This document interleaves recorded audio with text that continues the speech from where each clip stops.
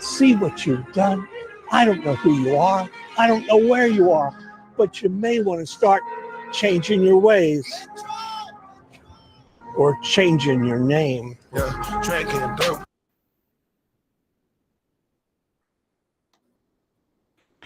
And we are live. No, we're not changing anything about it, but we are coming back in different ways.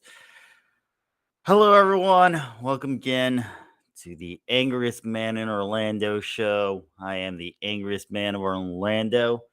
Been off the air for a little bit. Haven't been too angry. Been pretty good.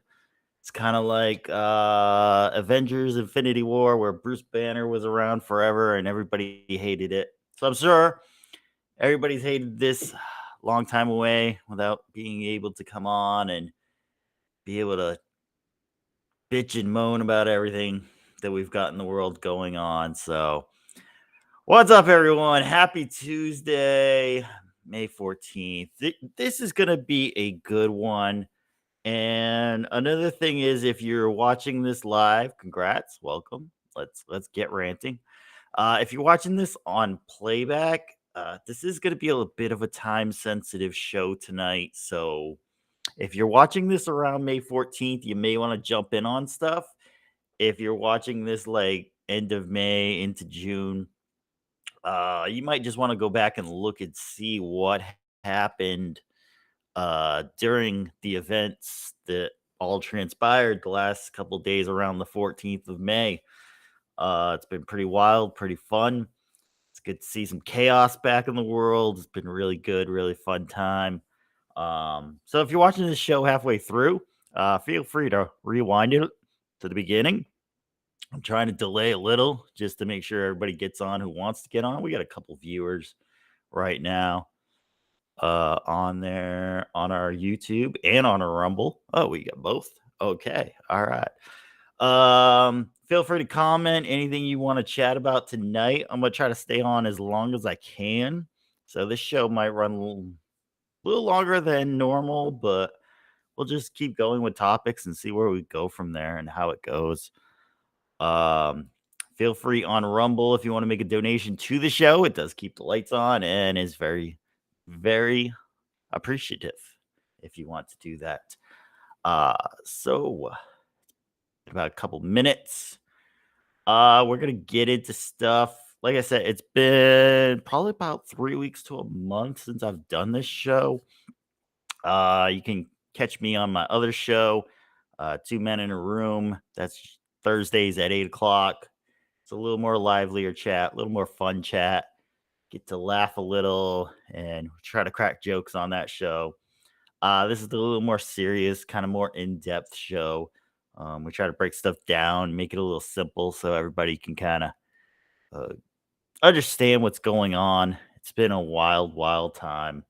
Like I said in earlier shows, 2024 is going to be a crazy, crazy year. Simply because you have forces in play that are trying to struggle for power, trying to struggle for popularity, staying in the limelight, trying to survive. So it's gonna be a lot of weird stuff going on, a lot of weird things happening. And I'm just here to kind of break it down and give it a little bit of spin and see if anyone enjoys this kind of stuff. I mean, the, the show is basically for your entertainment and as a marker in time.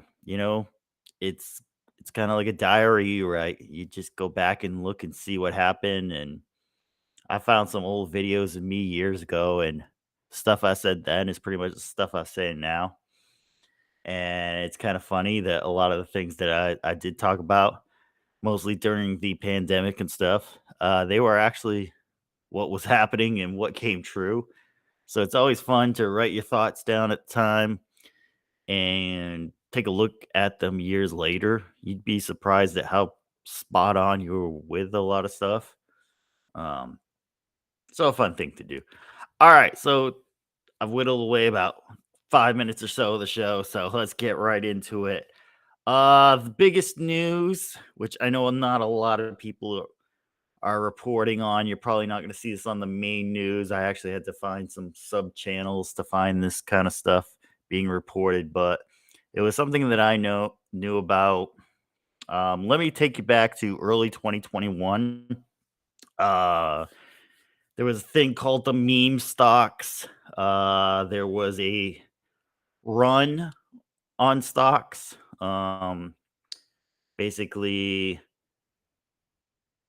kind of a bit of craziness, but a bit of organization at the same time. It was really weird what happened. So if you've never, if you, let me say, if you've seen the movie Dumb Money that came out about a year and a half ago or so, let me see when it came out.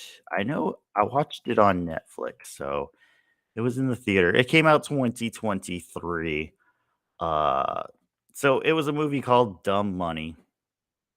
Let me share for you so you can get a better idea of that might refresh some people's memory.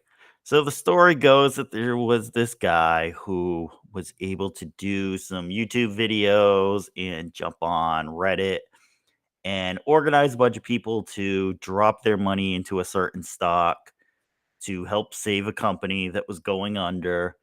And a bunch of rich guys were trying to bet that it was going to go under and would have made a bunch of money on it. So you're saying, okay, yeah, it was a movie. Okay, so what happened?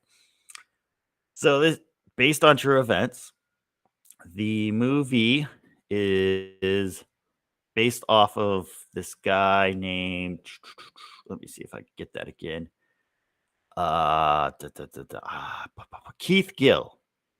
So his name was Keith Gill.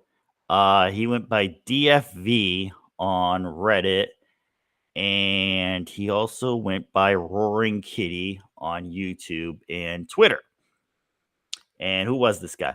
This guy actually worked for a Massachusetts brokerage for a little bit when he got out of college. And then I believe he got fired before he started doing what he was doing. So what he started doing was he just kind of liked some stocks. His biggest one was GameStop, the video game company. He saw that a lot of people were betting that it was going to go into demise and default and basically bankruptcy and then ending the company. So many people were betting against it that he started betting with it. And he developed a little YouTube channel, much similar to what I'm doing right now, and decided I'm going to put this out and I'm going to try to get a lot of people to invest with me because we want to save the store. We want to save the people. We like playing video games. And it developed into a whole, I don't even know what to say about it. It was a whole kind of culture. There were, buzzwords like apes and tendies and to the moon and diamond hands and a lot of different buzzwords for the group. They moved over to Wall Street Bets, which is a category on Reddit, kind of like a forum on Reddit. There's actually a new Wall Street Bets forum with some of the people that broke out of that original forum just because of what was going on in the forum and stuff. I didn't get into the details of it, but they broke off. So this guy just was doing videos every week or every so often and just kind of explaining the stock. Hey, there's, this much million betting against it that if we could get ahead of that, we could actually save the company. And it was so crazy because it started, I believe, in oh, he started doing it like November of 2020, but it didn't really catch on till January, February of 2021 or so.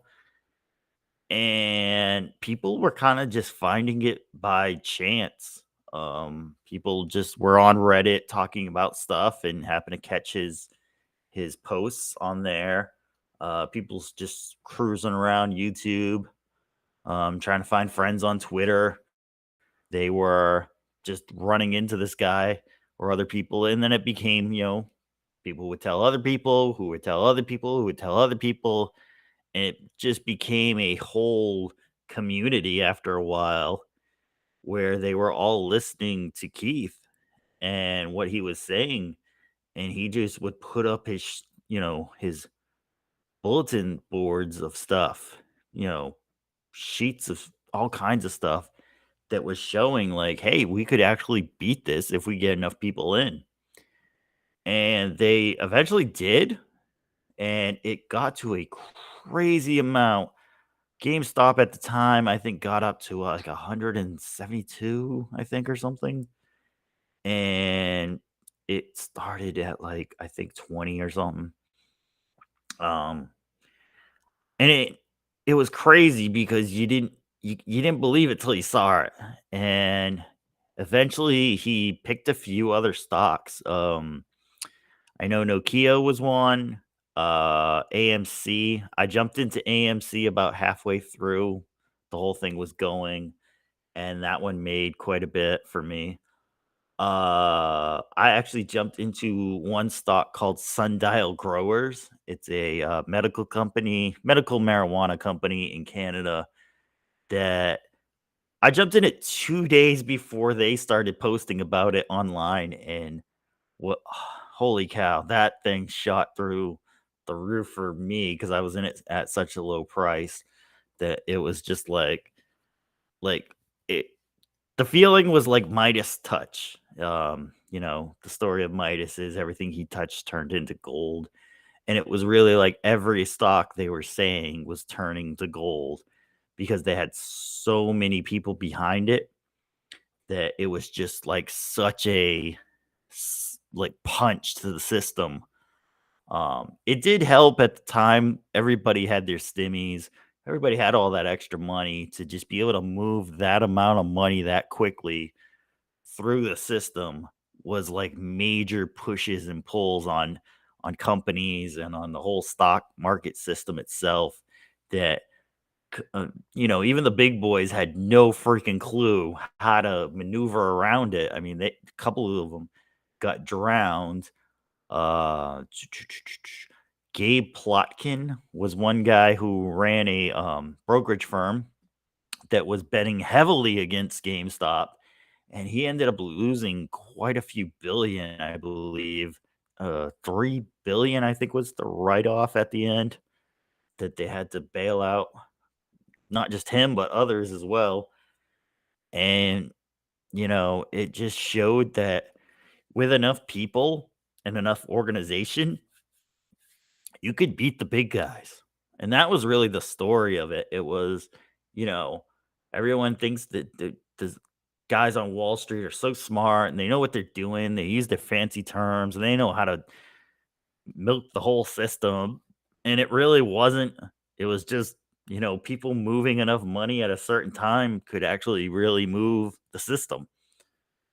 And so I tell people today, I'm like, if you think you're just one person and you're just there, just trying to change something, trying to talk about something, get a couple of people behind you, and before you know it, you become a movement, and things really actually do start changing.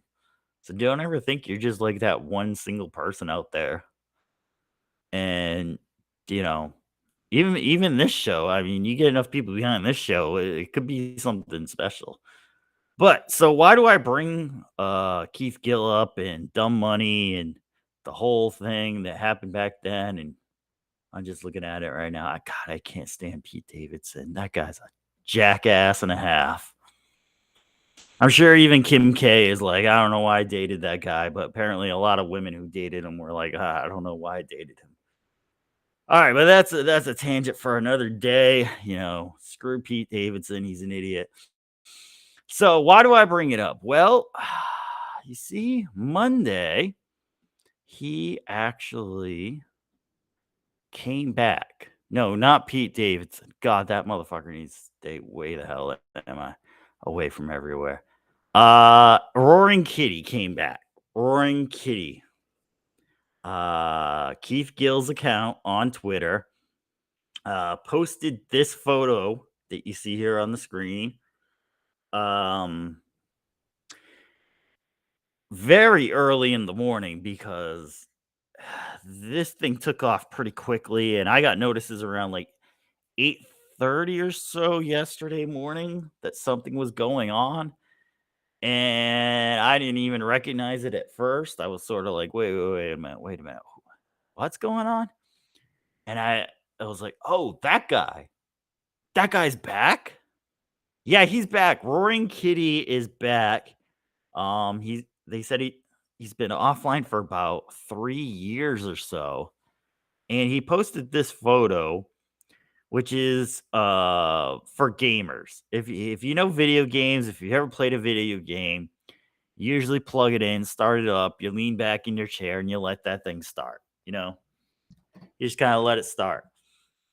Once the game gets going and you start getting interested into it, you lean into it, as they say. You lean over, you hold the controller up, you start moving around, you start playing the game, you start going through it.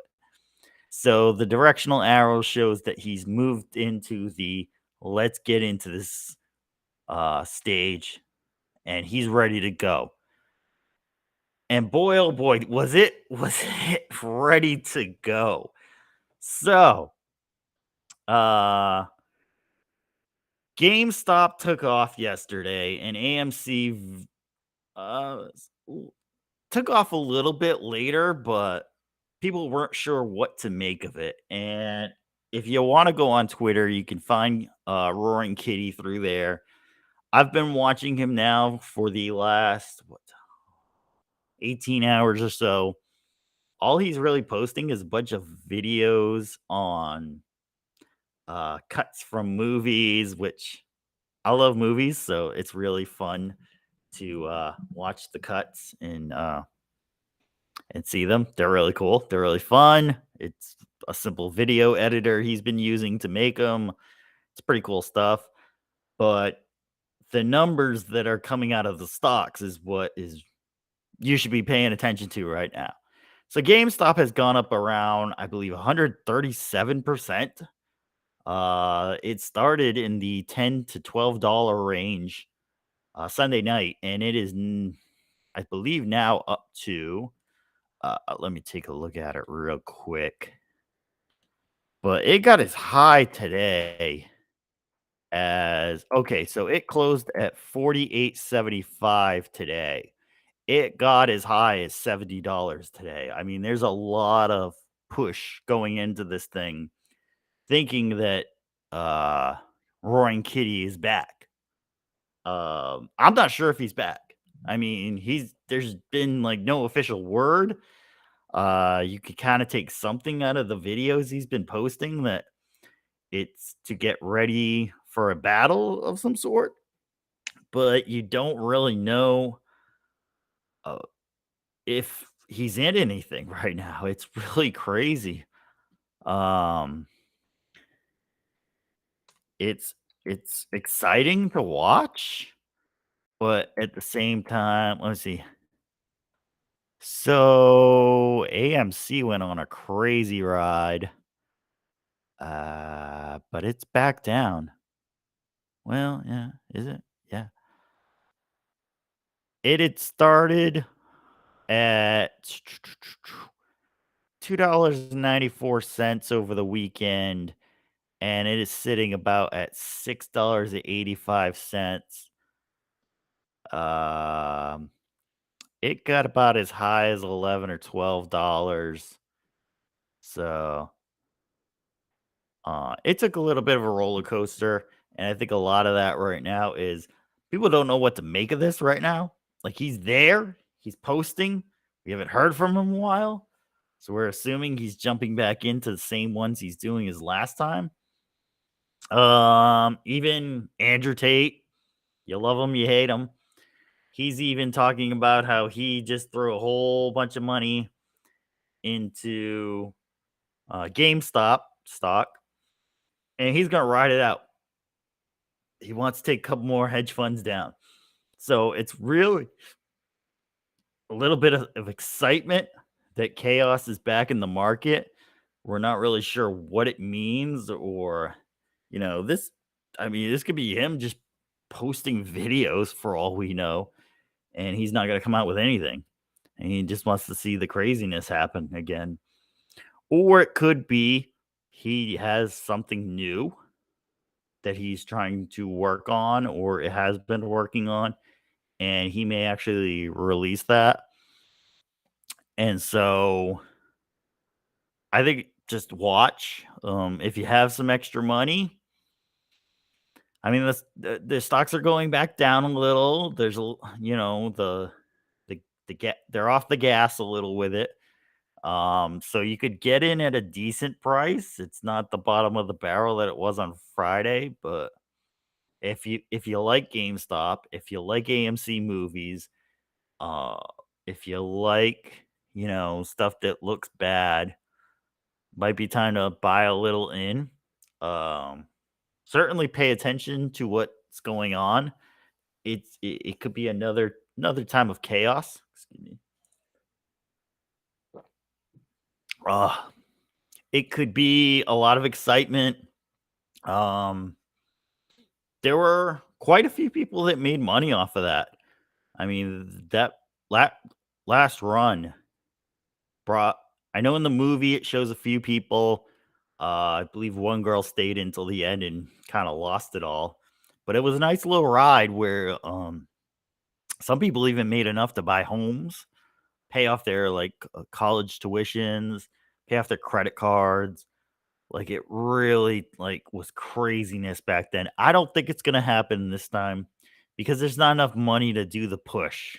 A lot of people don't have disposable money right now to say, "Hey, I'm gonna throw in a couple hundred and let's see what happens." Money's very tight, and that's gonna get into our next topic.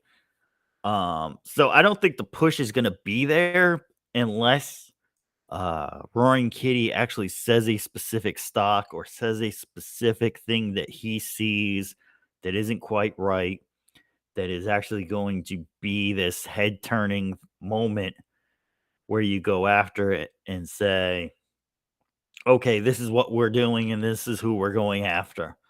Until that happens, just pay attention. Throw some money in you think might something that might be going, or just hang back and watch the chaos. And speaking of the general market, I think people are starting to realize they can't keep spending anymore. Um, the buy now, pay laters are starting to run out. They're not giving out as much credit anymore to people. We just had a devastating move to the Orlando area. Uh, oh, 3 Red Lobsters closed, and basically they closed with no notice. A lot of them around the country, basically. They're saying temporarily closed. I don't know if it's temporarily or not. If they close for multiple months, it'll be really hard to try to bring people back because you don't know what the quality of food is. You don't know if you're going to be able to get the people back to work at this place. But they closed them in pretty high density areas. One right near a mall, the other two on a main thoroughfare. And your main headquarter base for Red Lobster is in Orlando, and you're closing 3 stores in Orlando. Like, this is where the rubber meets the road, and everybody's finding out nobody has money. Now, they said, well, it was the endless shrimp that took us down, but I don't think it's the endless shrimp that took you down. I think it's just the cost of doing business right now is taking everybody down. You see in California, they raised the minimum wage for food workers to $20 an hour, all except for Panera Bread, which they considered a bakery, so they didn't have to raise their wages. It's funny when the CEO is friends with the governor, but we'll move on from that. But so yeah, McDonald's workers, Pizza Hut workers, all kinds of fast food workers are now making $20 an hour, but they're cutting back on positions and they're cutting back on hours because if you're not bringing in enough income from selling the food, you can't pay your workers that kind of a wage. So you got to scale back in that point, which is why you're seeing Big Mac meals. They're 12, $13 now. There's no more dollar menu. There's very few things on a value menu, and it's hurting so much that Pizza Hut actually laid off. Well, a franchisee of about 20 Pizza Huts laid off all their delivery drivers and said you have to basically just order through Uber Eats or DoorDash to get your pizza now, because he simply just couldn't afford to pay the delivery drivers the amount and all the other workers at the store. So it's a crunch on everybody right now, with food wise. So the food costs is what's working in, the employee costs are what is working in, and it's so crazy that McDonald's came out in their quarterly meeting that they're trying to develop a $5 meal. So this $5 meal would either be a McDouble or a McChicken, a small fry or possibly a size under a small fry, and a small drink. So that would be $5. If they can do this, I don't even know if some markets may not be able to do this at all. So they're trying to come up with that to bring people back, because I mean, if you get a burger and fries and a drink there and it's like $10 to $12, you could basically just go to like Chili's or Applebee's right now, and they're doing specials. 3 for me, where you get a bottomless drink, which is not alcoholic drink, a appetizer, and a main with a side. So if you want a burger and fries, if you want, um, I don't know if they have steak there. I don't think they do. But basically, a main dish and a side dish, mashed potatoes or vegetables or something like that, all for 10.99. So even with a couple dollars for a tip, you're paying like 12, $13 anyway, you know. So what do you do? Do you want a freshly made good food, or do you want fast quick service food for basically the same price? And you would think a lot of people would say, "All right, let's just go out and eat." But even those restaurants are starting to see a hit, and it's starting to take those down as well. Their store numbers are not doing very well, and they're not even sure what to do next. It's really getting hammered. I think a lot of people are just buying in bulk and trying to make food at home. Um, putting putting everything they can into just trying to stretch meals as much as they can. It's eating simple. You know, it might just be Kraft mac and cheese and some hot dogs or something like that. It's getting to the point where people have run out of money. Uh, the savings, I believe, what they say, 2.1 trillion in personal savings got wiped out from 2021 to now. So where people, got back to living. They said, well, in 2021, in a lot of places, everybody was still locked in their homes, couldn't go out, couldn't travel, couldn't buy new stuff. So they basically made what they had work. And then over the years, they were told, oh, yeah, you come back out, you go back out, you buy new stuff, stores will open back up. And people spent and spent and spent and spent. And now you're at a point where it's like, okay, we don't have anything else to spend. You're seeing it in vehicles.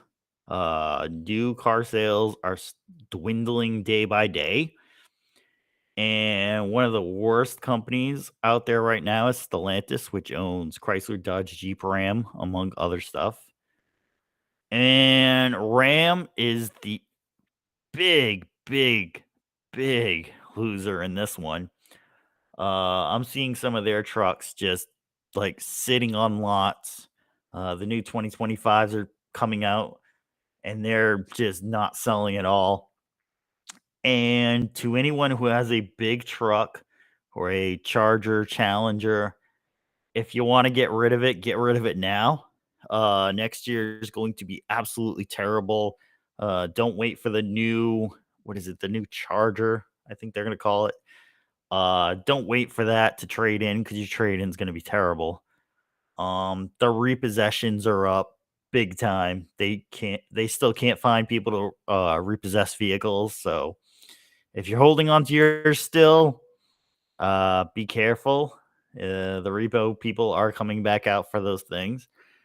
And it's really looking like if you can buy a new car, you can get a hell of a deal. But if you're sitting in something you bought a couple of years ago, you're probably underwater in it. I knew somebody who bought a 2021 Trailblazer. Had a little bit of negative equity that basically money owed on the previous vehicle with the trade in. And based on what we're seeing right now for what a 21 Trailblazer would go for, probably underwater about $7,000 or $8,000 that they would have to come up with if they wanted to trade their vehicle in for something else, because no bank would even touch that deal. So cars are getting hit. Homes in the southeast are getting hit. Georgia, Florida, Texas, Tennessee. Home prices are dropping.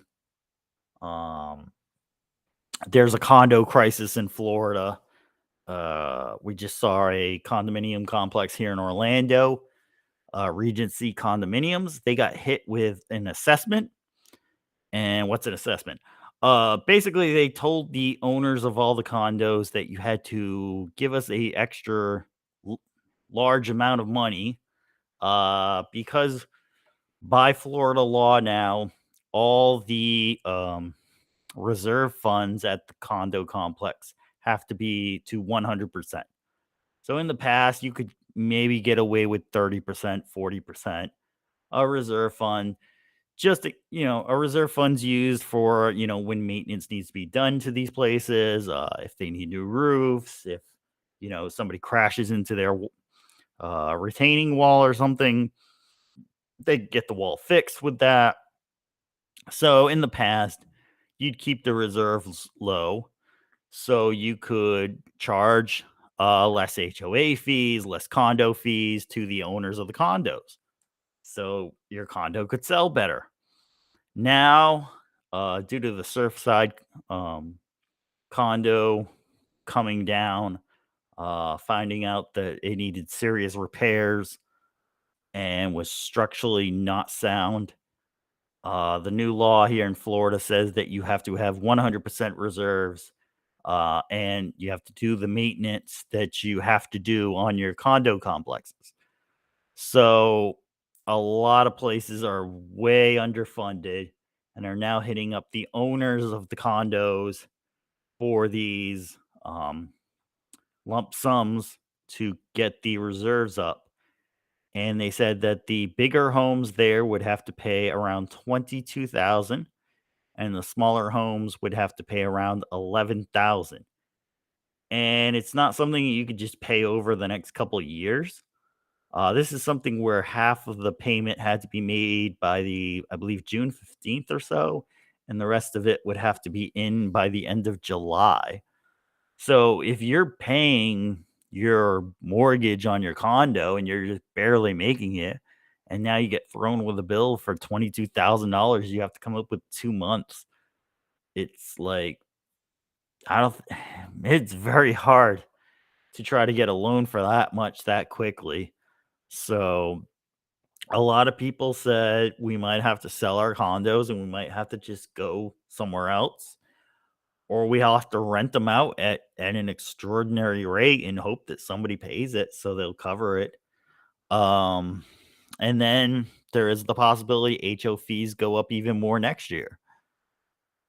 They're saying, as maintenance costs go up, they're going to need higher reserves and those fees would go up. The only bright side, I guess you can consider this a bright side, is people selling usually bought theirs years ago and would have enough money left over that some are considering clearing the assessment for you. So, if once you move in, you wouldn't have to pay that assessment. You would essentially just be buying the condo at the price that it is, and then taking on the HOA fees for next year if they do go up. But from the real estate agents that I've seen and have talked to, they're saying stay away from condos in Florida right now. The market's just too volatile, and the prices are just going up and down each week, and you're not quite sure who's going to get dinged and how much the assessment's going to be. So that's another crisis right now that's going on when you don't really need any more crises or crises. It's craziness out here. Home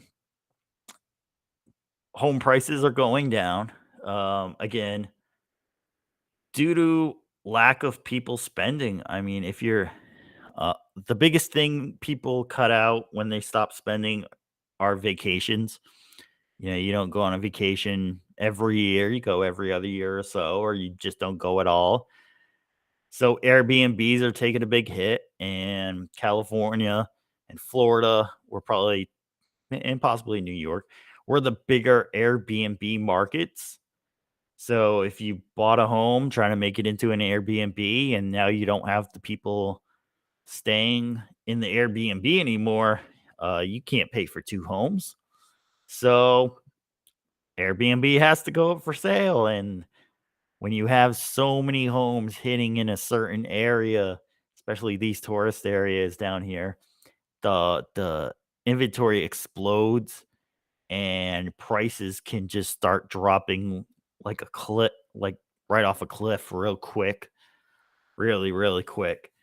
And in some areas you're seeing it, in others you're not seeing as quickly, but certainly that is starting to hit now. Um, there was a new study that showed homes are that are underwater, which is basically your value of the home is under whatever your mortgage is. That's ticked up even more to, I believe it was around 2.7% now.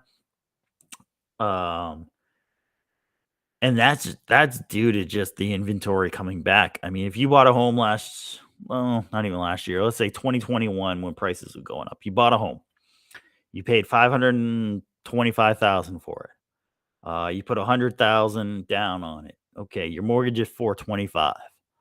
Okay, not too bad. Now all the home prices go down over the next couple of years and your home's only worth like 390 and you haven't had time to pay that down. Well, you're underwater now. If you still owe 400,000 on the mortgage and your home's only worth 390, that's a problem. Um and you think, "Oh, well, no, maybe I could just refinance it and get the payment down or something or move something around and it'll work." The the problem with a refinance is you have to have an appraisal of the home. And if they appraise the home at a much lower price than what you have the mortgage for, they're never going to refinance it. It's just too much of a risk to the bank taking that on. So you may not even be able to do the refinance to get you out of there and lower the payment. So a lot of people might end up being stuck. And if, you know, something happens like car accident or, there's a medical thing or you get injured or you lose your job or something or hours are cut at work and you can't afford the home, well, you might end up just trying to sell it and something would call a short sale where you would be selling it for less and you'd be on the hook for the rest of the money to the bank. So that would be something that's going to be popping up over the next couple months, which will add more inventory to the markets, and the homes will be priced accordingly to it and might actually be kind of affordable in some areas. You have to just basically watch your market and see where things go. There's a great website for that, reventure.app. Um, Nick is the guy who runs that, does a fantastic job. And you can go over and look at that and see how things are going. Um, but I would say probably about a year to 18 months, you'll be seeing this happening. The housing market going down is not going to be like well, next week it's down 50%. It just doesn't move that quickly. So this is something you'll see that it will be a sliding thing over time. The car market is moving a bit quicker. I would say like every 6 months things are changing. We just came out of um, your tax rebate, I guess, or whatever refund, whatever you call it, where that pushed up a lot of car sales, and now nobody's got the extra money that they had, so car sales are starting to fall off again. If you want to check through the summer, maybe pick up something in the early fall, late summer. That would be something to look at right there. And stocks, they're all over the place. I know, you probably watch your local news and they give you a quick ticker thing on the bottom, or they'll show you real quick after the weather. And they'll say, "Oh, it went up today, went up today, went up today." Well, there's only a few stocks that are actually going up right now, and a lot of them are starting to come down just because the quarters looked good for Christmas, and then the beginning of the year was okay. But now they're starting to really report what's really going on. They're missing on future forecasts. They're missing on future revenue. They're basically warning everyone that we did really well, but we don't think we're going to keep this going. And that's just from watching, spending habits and consumer confidence. Consumer confidence went down. And all you got to do is basically, ask your friends what's going on. I actually know someone who actually has, quite a bit of money, is doing really well, and they actually stopped going to Starbucks every day. They kind of kicked back. Not sure if it was just to kick the caffeine for their diet, or it was more just to not spend so much on a coffee every day. I wasn't trying to pry too much. But, even middle class to upper, I guess lower high class, I guess. I don't know what you call it.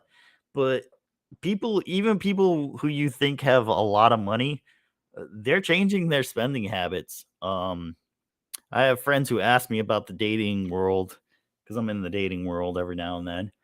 And I tell people in that market, the smart money's already gone.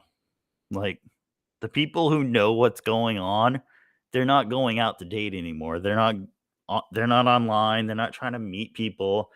They're just trying to have, friends over on the weekend, come by the house, hang out by the pool, we'll grill some burgers. If somebody meets somebody, hey, that's great, awesome. But they're not going out and being like, oh, let me spend, $500 to do matchmaking. Let me spend, $100 to go to the bar and hang out for the night and see what happens, and that's gas, that's drinking, that's parking, that's all that included.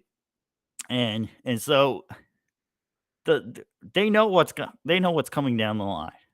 So you're trying to save your money and maybe not go out.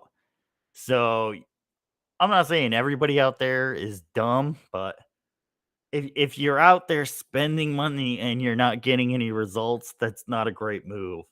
So you're trying to get the most value for your bucks. So um you do it every now and then, go out every now and then. If one month you didn't go, next month go. Always make sure you have extra money. Uh Never gamble what you can't afford to lose. So if you got an extra, $40 and you're gonna carpool with your friend and you want to go out for the night, go out for the night. If it doesn't get you anything, hey, you just blew $40, no big deal. If it gets you something, maybe you meet someone.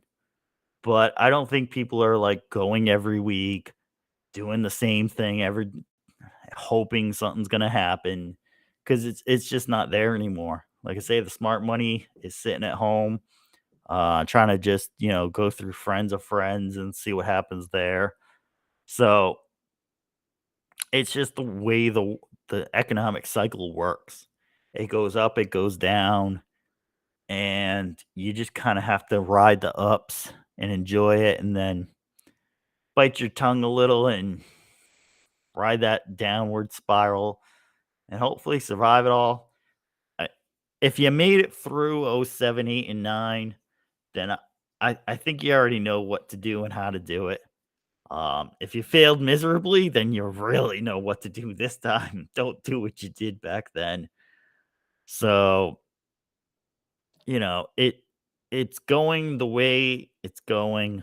Don't be surprised if you see more layoffs, if you see more this company is going into bankruptcy. This company is doing changes. I'm seeing it in every category of jobs and positions out there. No one's immune to this. Everybody spends money. Everybody's a consumer, and they consume pretty much everything. So you got to ride it out. It sucks. I know I'm angry. Things could have been done differently, but what do you know, you got to kind of just look at it and personally say, can I survive this? If you can, great. If you can't, start looking around at what you can do to get yourself out of it. Could be an extra job, could be just selling some stuff. It could be, just cutting back on something. You don't go to the movies, you don't get that extra coffee at the end of the week. Uh, anything like that. There's different ways to get around stuff and, talk to people. If if you have friends and you talk about like the latest gossip and whatever, throw in economic stuff every now and then and say, "Hey, what do you think of this? How are you handling that?" And they might have a decision that they made in their life that could help you. Never know. So that's something to go off of, and that's something to work with. And again, they'll try to hold the market up till at least November to try to make it look like we're in the best of times, just because the election and everything. So don't believe the hype. Look at the real numbers, and again, ask your neighbors, ask your friends what's going on. Everybody's going to have a story about what's happening with everything. So just see that and go with that. All right, let me take a break for a minute.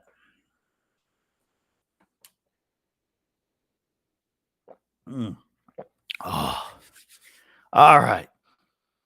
So that wraps up the money talk. So if you're bored senseless and you fast forwarded through all that, this is where we'll get into the reason I came on tonight. The angry part of me came out with this story, and let me see if I can bring it up.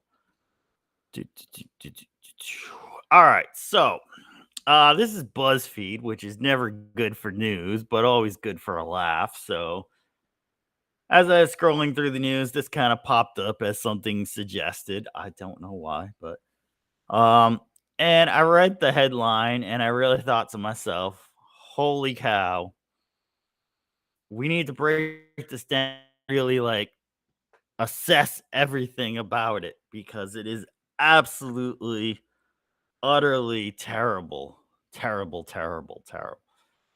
So the article is the unemployed 28-year-old stopped doing all his chores after his wife, who earns all their income, jokingly called him a house husband. So apparently there's a new term called the house husband. Um, Absolutely crazy, absolutely nutty. And I've never heard the term myself, so I don't know what the heck was go- going on with the there's a lot of ads on this website, so bear with me. I'm gonna try to read through it as we go through. So it begins with she told me that she would stop calling me a house husband if I was going to get that upset about it, but that it wasn't an untrue term and I needed to stop being insecure. Uh, okay. That was his response to it. Weird. Okay. The article begins in any relationship where one partner makes much more money than the other, there will be room for resentment. The partner who makes less can be either comfortable with the fact of the matter or it consumes them. In this case, I present to you today where a husband and Redditor, top teaching 7287, makes less than his wife Bella, and I believe our lay first paragraph topic. Yes, there could be one person in a relationship that makes more money than the other. There could be one person that decides to stay home in a relationship. Who it is really depends on that relationship. And I don't know if there's really resentment if things are kind of explained, but what the so it explodes on. Let me read. Oh Lord, there's a lot of advertisements on there. Okay, so here's the story in Top Teaching 7287's or Tops, as we'll call him, own words. We both met and went to the same college. She was pre law while I was doing animation. She graduated top of our class and went to a T20 law school. While she was in law school, I had a lot of trouble finding a job in my field or a job at all, really. Okay. So when see when was this? Because we're not at all, he says. This is okay.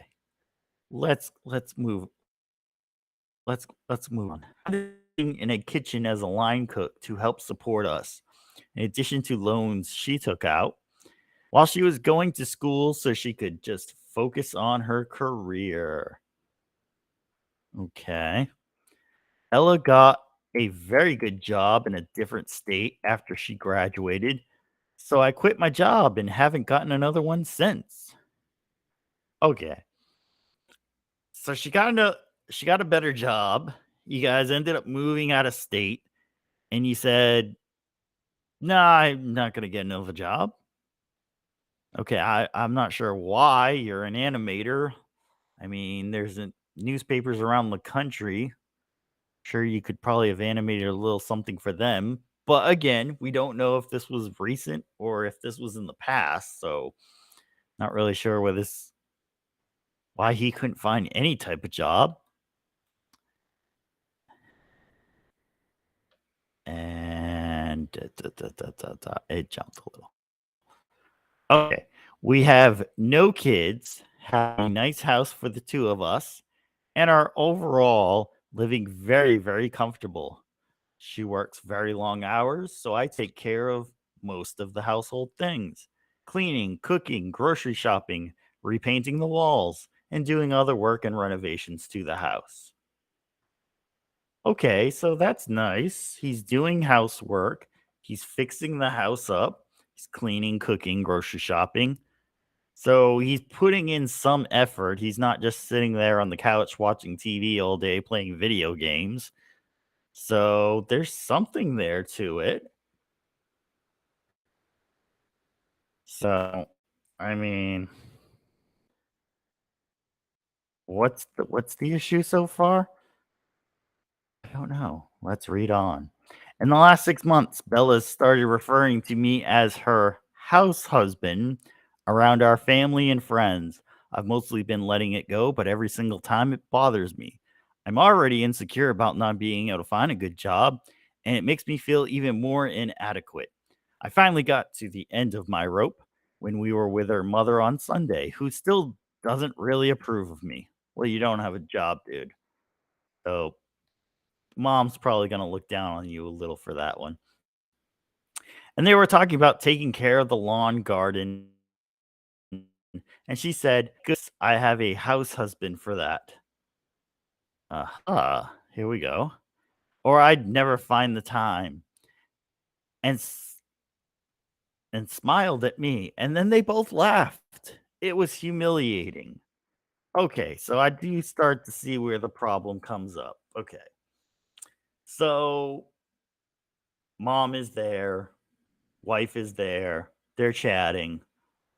Something comes up about, some yard work, some gardening, and the wife says, "Thank goodness I have a house husband for that, or I'd never find the time." And then they proceed to laugh together. It was humiliating. I get that. I get that. I get that. And we have a definition of house husband. Okay, Mary Jade chimes in. House husband is an old term going back to 60s and 70s. For instance, my son started school and was shocked to find some dads went to work and some moms stayed home. Okay, okay. So but see, they don't say housewife. They just say, what do they say? Damn, I had the term. Um, house husband, housewife. Just it sounds weird like that. So he decides he's not going to say anything at first, but I guess she could tell I was really upset and asked what was wrong. I told her she needed to stop emasculating me. I don't think he wrote this article because I really don't think he would have said that, but and making it seem like I didn't contribute anything to the household. We were arguing back and forth, and she told me that she would stop calling me a house husband if I was going to get that upset about it, but that it wasn't an untrue term and I needed to stop being insecure. Oh boy, that must have been one hell of a fight. Come on now. So Bella refuses to apologize. I feel like she doesn't fully appreciate my value as her husband. I stopped doing the chores until she apologizes, and she is beyond pissed off. She's been coming home and cooking dinner only for herself, doing the chores I haven't, and then taking off to spend the night at a friend's house. Okay, stop right there. You're coming home, you're eating dinner, you're doing a couple chores, and then you're leaving for your friend's house. Why don't you just go and stay at your friend's house? Why even come home at all to deal with this? That that seems a little odd to me, but okay.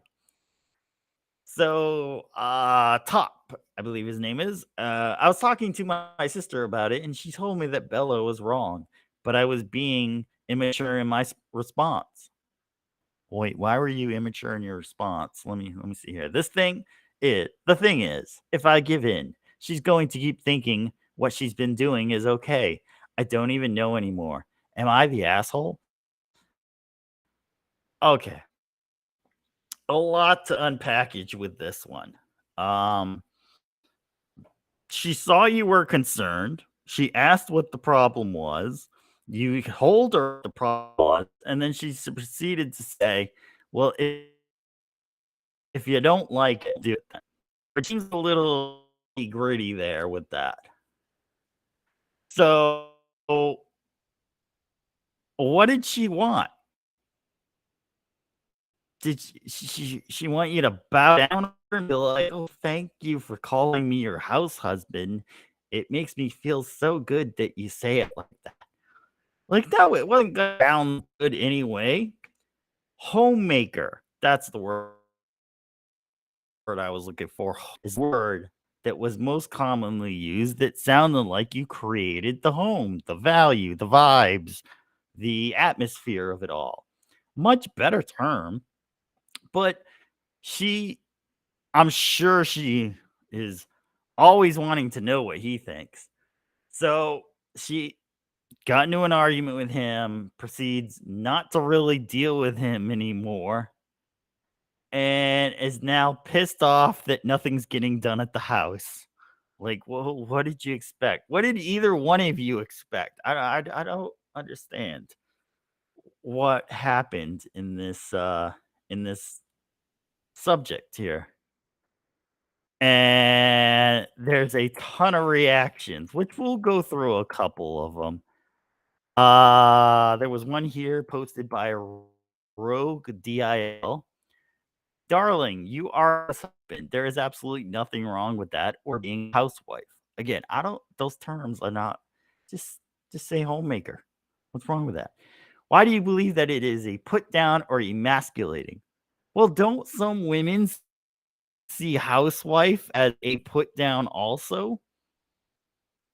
Yes, yes, Jade, who just posted right now. Sounds like irony about what housewives used to complain about. I call BS on this story. I do too. This is why we're talking about this because it makes no freaking sense at all with some of these responses from people who are really going to sit there and be like, oh, no, no, no, no. What? It's not emasculating to be a house husband. Wait, w- wait a minute. If I call you a housewife, you get pissed off. So I mean, fair is fair. We gotta call it down the middle here.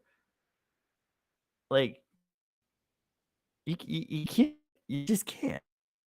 Yeah. Let me read. It's an equal contribution to your family and household. It holds value. It permits your wife to work longer hours at her job without trying to also maintain the household. If you're truly unhappy in that role, do something about it. Look for work in your chosen field or consider returning to earn new qualifications. You're the asshole for getting upset about a factually correct statement. Now, take that whole response and put a woman in that response.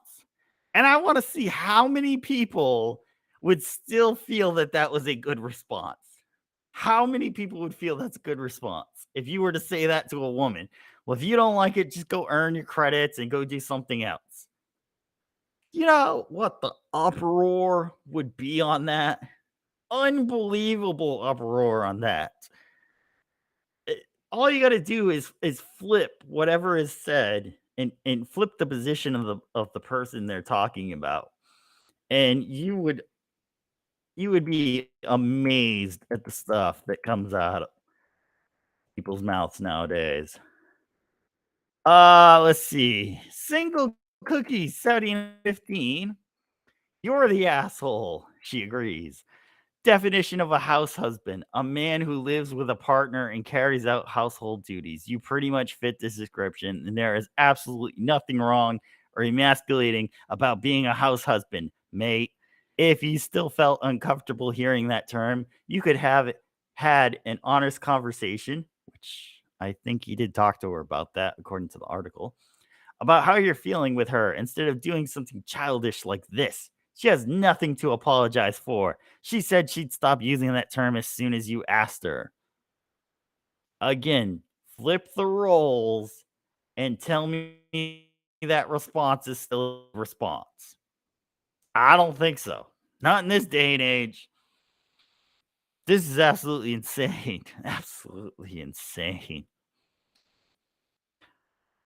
All right. And it goes on. And there's the word of the day: misogyny. Misogyny peeking through. There's misogyny there. Oh boy. All right.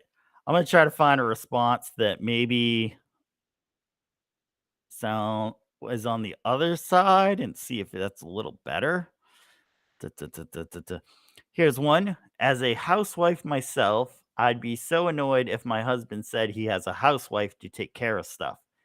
If it was, I'm so glad my name there takes care of all of that, it would be fine. But to reduce your spouse to just their position rather than a person is demeaning. Boy, even when they stick up for you, women just sound, oh, Lord. Here's another one. Tone is important, user Casey Baby pressed. Thank God I have a house husband, or else I'd never find the time to garden. Isn't exactly a compliment when it's followed by laughter. And see that's a thing too in this article. It's the laughter afterward with two women. It's not a woman and man laughing about it. It's not everybody's in the group laughing about it. It's her and her mom, and they're laughing that he just does gardening. And if you reverse the roles, put the man there with his dad laughing about how she just bakes cakes all day, and the feminazis would be all over you in about 2 shakes of a lamb's tail. So, but this is the stuff that's coming out. This is the okay, you can read the rest of the article. We're gonna drop off of that. This is what's coming out. And the problem with it is nobody's looking at it as being on a team anymore. It's us versus them, it's he versus she, it's this side versus this side.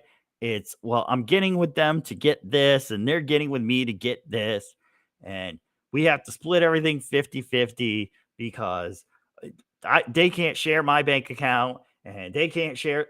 Real what? You guys are not together then. You guys are not together. You're working as separate entities, just living together. And if you sleep in the same bed, why the hell shouldn't you share the same account? What? Can I say it again? If you sleep in the same bed, why shouldn't you use the same account? Unbelievable. This is why. Well, I'd say divorces are up, but divorces are actually down, but it's because marriages are down.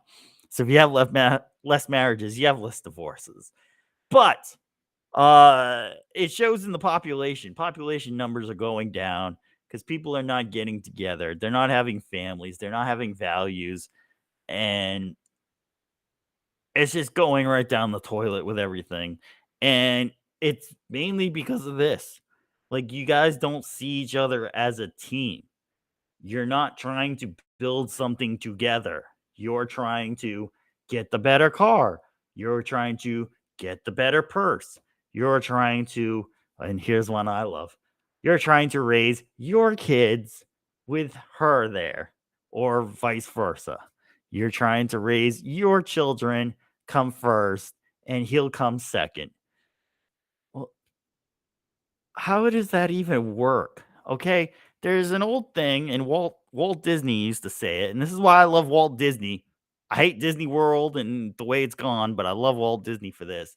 Was he said, "I'm going to take care of my cast members," which were the employees of Disneyland at the time. And he said, "My cast members will take care of the guests. I don't need to take care of the guests." And they were like, "Well, what do you mean? Like, it's your company. You need to take care of the people who are watching your movies and going to your park." Like, that sounded crazy. And it was, no, they'll take care of the people if I take care of them. And as somebody who runs a business, I run a business. If I don't take care of the employees don't take care of the customers. Like, if I pay them very little money or treat them like crap, they're not inspired to go answer a phone call and, try to help a customer that called up to ask about something. No, they're just gonna like, "Oh, hey, how's it going?" "Sure, yeah, we got that." "I don't know, it'll be there soon." You know, you don't you don't take care of the customers by not taking care of your employees. And when you're together in a relationship, it's like two companies coming together. It's a partnership. You guys work together. You guys try to achieve the same goals and achieve the same values. And this is the book I'm working on right now, is you have to be on the same level in life. If if he wants a kid and she's a grandma and doesn't want any more kids, and it's not going to work out because you guys are on different levels. You guys are going at different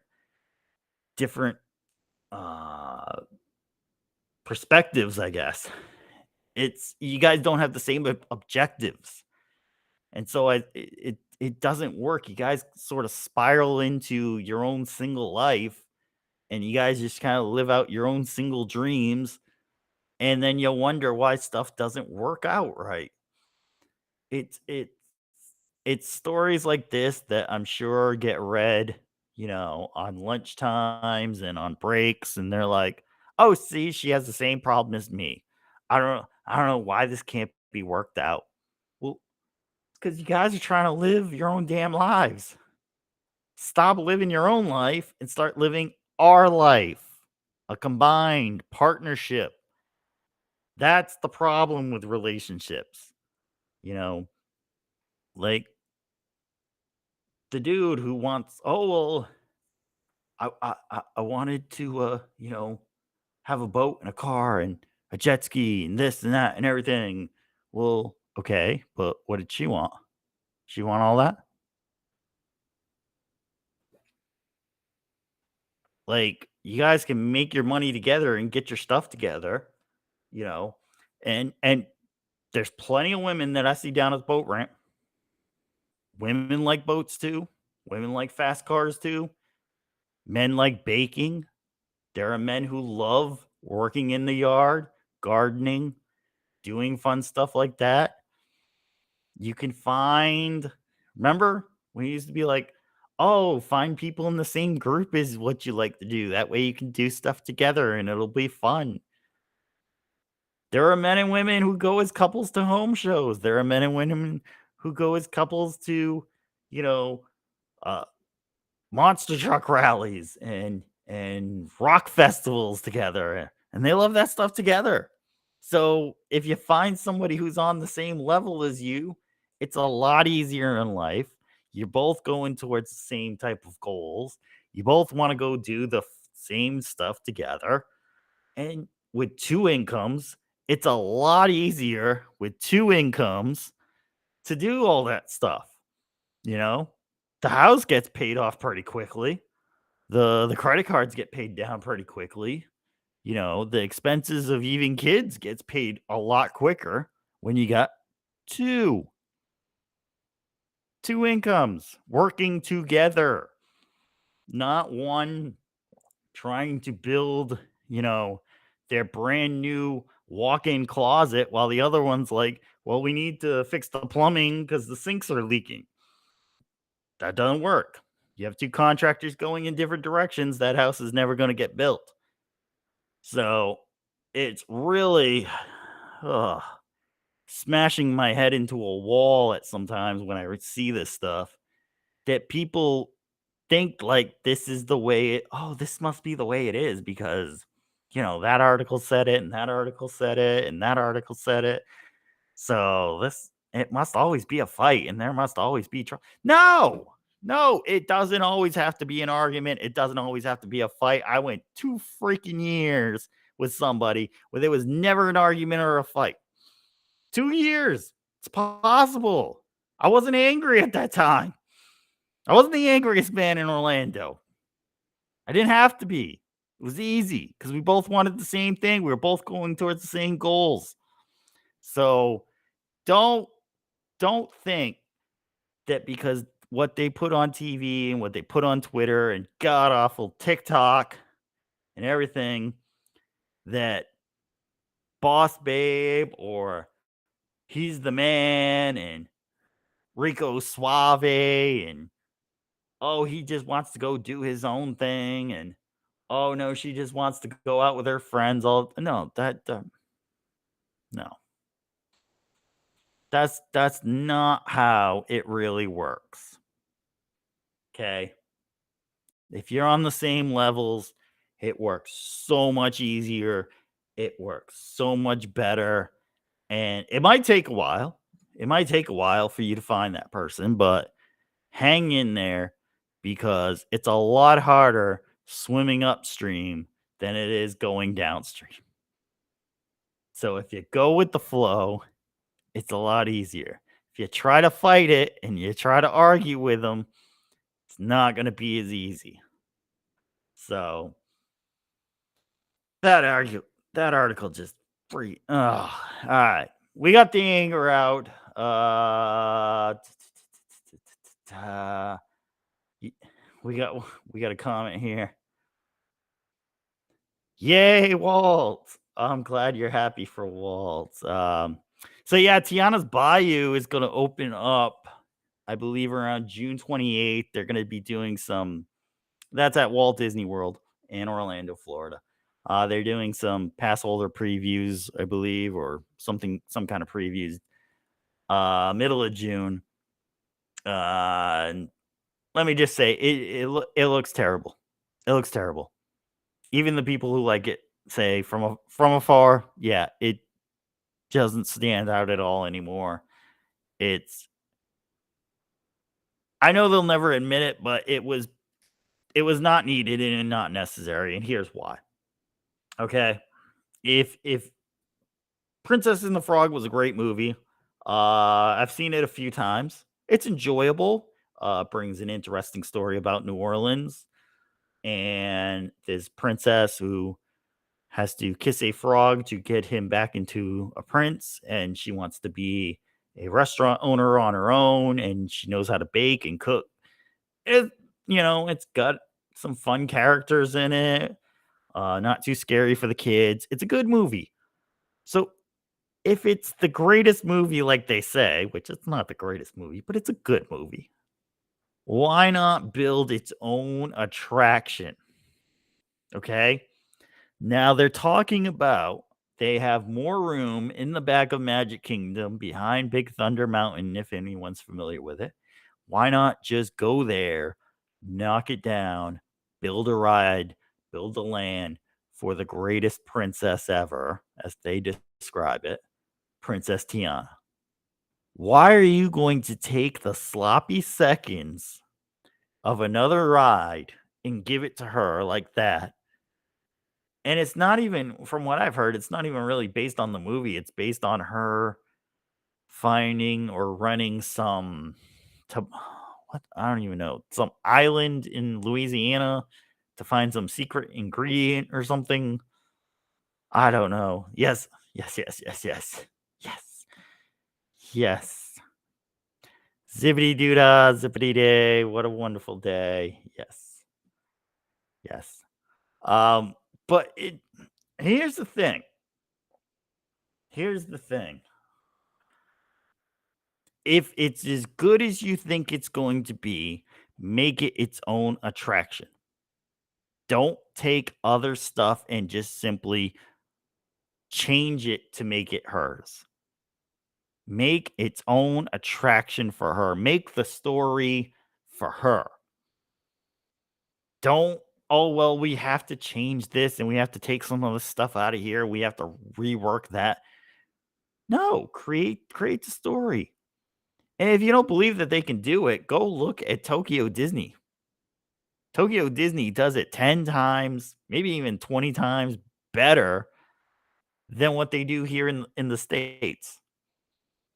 And it's the same ideas, it's the same product, but it's a different developer. The Oriental Land Company, I believe, is who runs the Tokyo Disney. And they have it so much better done over there. Unbelievably better. And so if it's as great as you wanna say it is, just simply create the new story. Create it in a whole new layout that you don't have to, like, "Well, we're stuck with this track, and we're stuck with these ride vehicles, so we have to do it this way, and we can't really change that." Make it its own thing. How many mountains do you know of are in Louisiana? You can't take a mountain and make it into Louisiana. Just doesn't work. Doesn't work. So if you think these characters, and I've said this time and time again, if you think the characters work, put them in their own production. The people will let you know if that works or not. If it doesn't work, you scrap it, you move on, you get something different. I've done it. I've had scrap ideas before and redo them and change around and do something completely different sometimes. But that's how you know if something's working. That's how you know. So Disney is Disney. There for that, I mean, you can almost say it's racist. Because you see them building new stuff for all the white characters. One black character comes in, just give them just give them that mountain over there. They'll be fine. Don't worry about it. Like, wait, what? I thought we were supposed to be inclusive with everybody. Interesting. Interesting. All right, we're gonna save the rest of the Disney rant for next week. We're gonna be back doing these things. I'm gonna try to get. I know you hear me clapping. We're wrapping up. I'm gonna try to get more material as we go through. Again, make sure if you're watching right now, go back, watch the beginning. That's where the time sensitive material is. If you want to get in on the stock run with Roaring Kitty, now would be the time to do it. Now would be the time to do it. But I want to thank everyone who watched and everyone who's going to watch this. Thank you for watching. Like it, share it, follow it, subscribe, all the good stuff from whatever you're watching on Rumble or YouTube. And hopefully it wasn't too long. Holy cow, it is long. But, we had some fun. We explained a lot of stuff. Hopefully you get some education from it. And we're going to wrap it up. So, this Thursday, 2 Men in a Room will be on 8 o'clock. Check that channel out and stay on this channel every Tuesday. I'll be coming back and bringing stuff to you. Have a great night, everyone. And best wishes to everyone watching.